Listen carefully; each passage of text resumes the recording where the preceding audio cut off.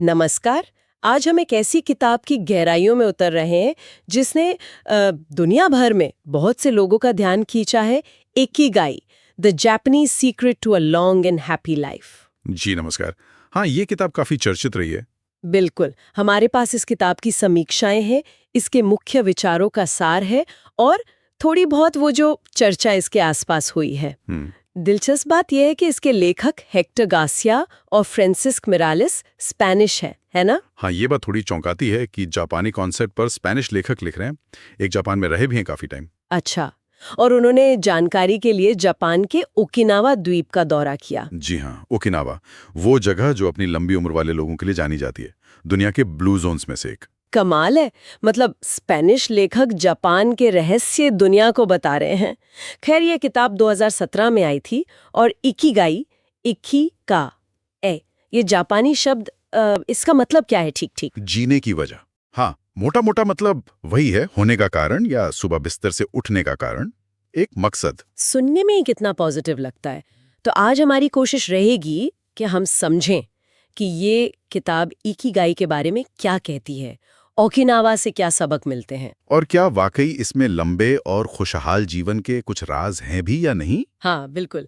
तो चलिए पर्दा उठाते हैं इस जापानी रहस्य से और देखते हैं कि इसमें हमारे लिए क्या छिपा है। जरूर। तो सबसे पहले, ये इकिगाई आखिर है क्या भला? जैसा हमने कहा, जीने की वजह।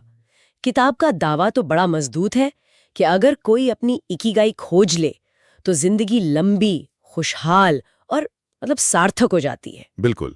किताब का जो कोर आइडिया है वो यही है कि हर किसी के अंदर एक इकिगाई होती है, बस उसे पहचानने की जरूरत है। अच्छा, और वो पहचानेंगे कैसे? कोई तरीका बताया है? हाँ, किताब कहती है कि ये 4 जरूरी चीजों का संगम है, मतलब जहां ये 4 बातें आकर मिलती हैं। 4 बातें कौन सी? पहली, वो जो आपको करना पसंद है, आपका पैशन। ठीक है।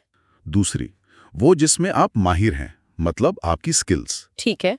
तीसरी, दुनिया को जिसकी जरूरत है, कोई ऐसी चीज जिससे समाज को फायदा हो। हाँ। और चौथी, जिसके लिए आपको पैसे मिल सकते हैं, आपकी आजीविका।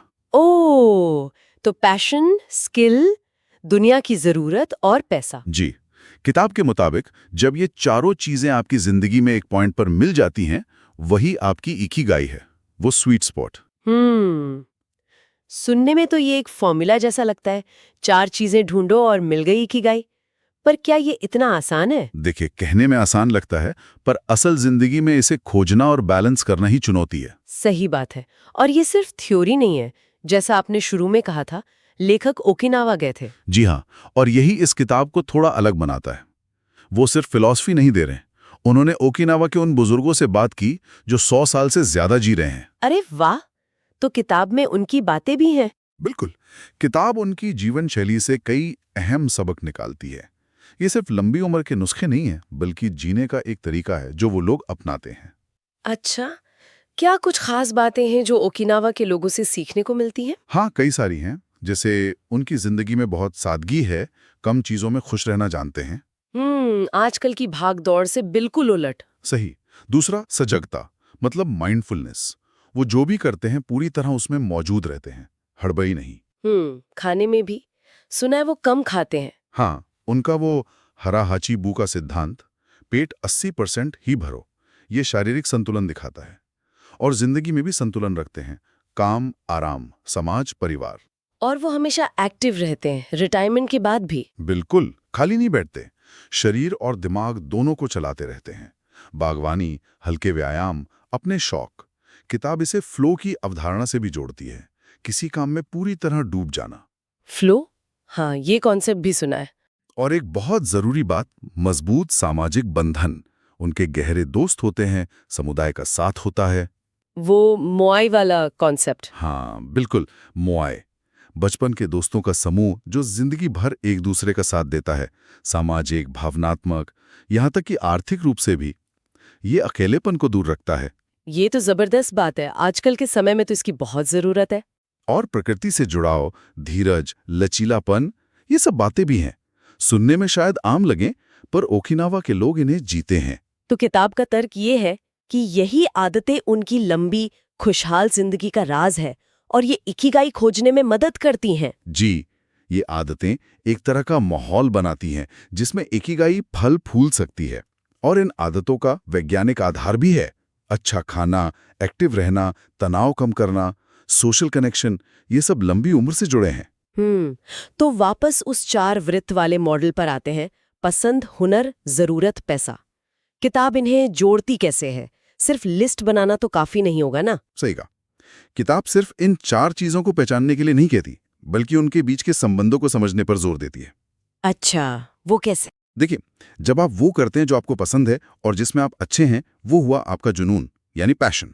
ठीक। जब आप वो करते हैं जो आपको पसंद है और जिसकी दुनिया को जरूरत है, वो हुआ आपका मिशन।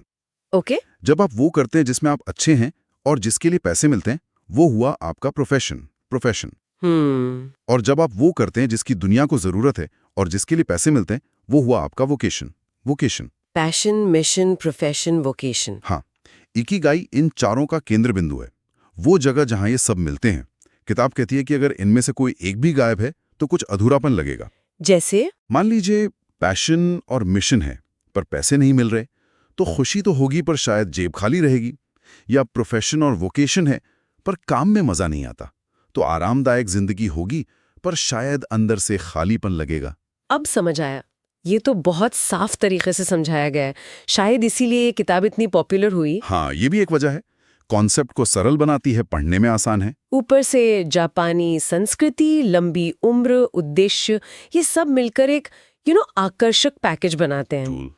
लोगों को ये आइडिया पसंद आता है कि रोजमर्रा से हटकर सोचें कि मैं जी क्यों रहा हूँ। बिल्कुल।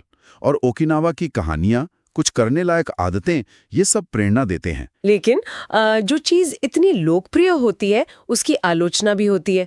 हर कोई इससे पूरी तरह सहमत नहीं है ना? हाँ, और ये जानना भी जरूरी है। एक बैलेंस